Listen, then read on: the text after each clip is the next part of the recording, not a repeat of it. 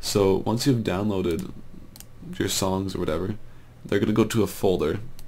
I believe BitTorrent, I'm not too sure where the downloads will go right away, but you can tell them where to go by clicking on this options button here and go to preferences. And under preferences you're going to go to directories, and in here you can tell BitTorrent where to put the files that it downloads, so you can put them wherever you like.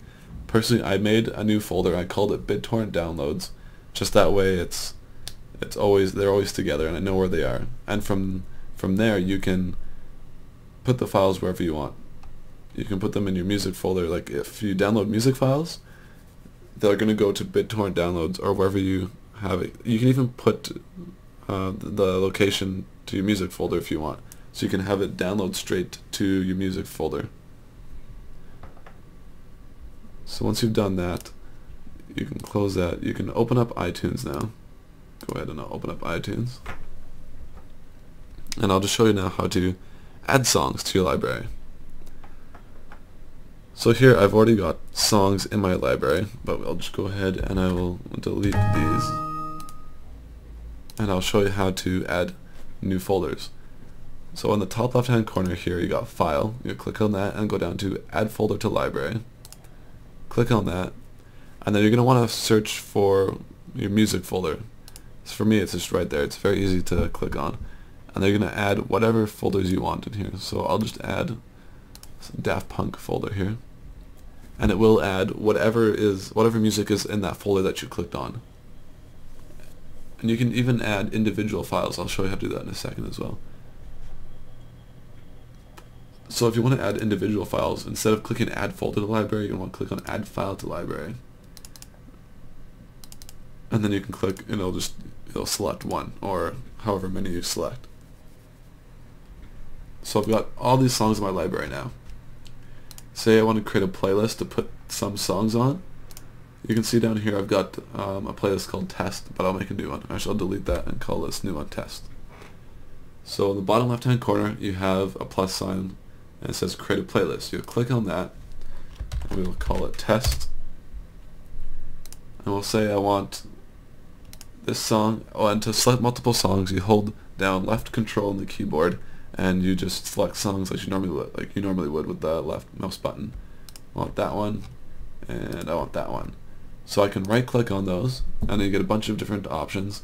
You're going to want to go to Add to Playlist and click on Test. So now you have these 3 songs in your playlist. And so once you have your playlist, you can add those to your iPod, but make sure you click on your iPod and you're going to see options here. And I don't believe that this button will be clicked right away, but I suggest you click that because then that way you can manage whatever stuff you want on your iPod. You manually add songs to your iPod. It also lets you click and drag stuff onto your iPod. For example, I can click on the playlist down here that we called Test. I'm going to left click it, hold the mouse button down, and I'm going to drag it up to my iPod here and just release. And I've already got that in there, but I'll replace it anyway. And there it is right there, Test. And it's syncing the songs on there, and that is now on my iPod. Now that we've got your playlist, you know how to put songs on your iPod now, I'm going to show you how to download applications. So you're going to click on the iTunes Store, and it'll take you to this page here.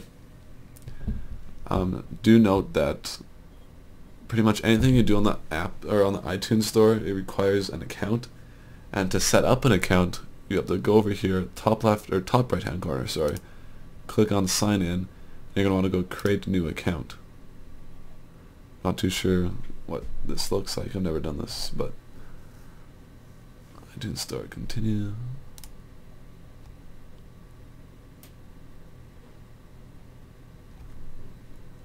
So blah blah blah, follow the instructions. I believe you need a credit card as well, but it won't charge you. It's free. You don't need to worry about that as long as you don't purchase anything on the iTunes Store. So there's a navigation bar at the top here. You want to click on the App Store to naturally go where the applications are, and you've got all these apps here. They're categorized there for you. But on the right hand side here, you've got the free apps, which is probably what you're going to want to look at. You can click on See All. Just give it a moment to load here. And now you got all these applications. You can search through them.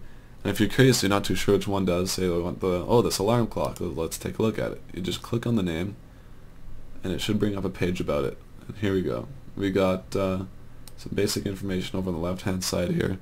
You got the description of the iPod, or not the iPod, the application here on the right hand side. Just continues going down all the way there. And over here on the left bottom corner, you got user ratings and customer reviews, so you can take a look at what people have been saying about it.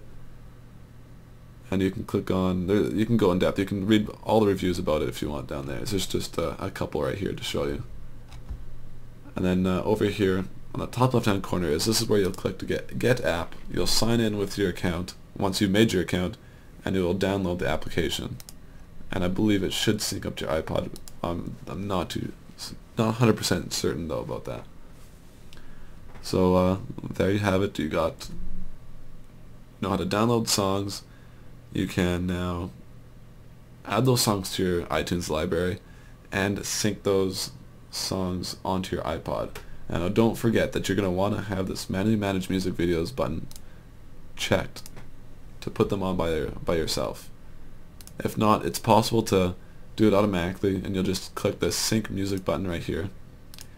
And then once that's selected, click sync down in this bottom right hand corner, and it will sync whatever is in your music library. It will sync everything to your iPod. So hopefully that helps you out.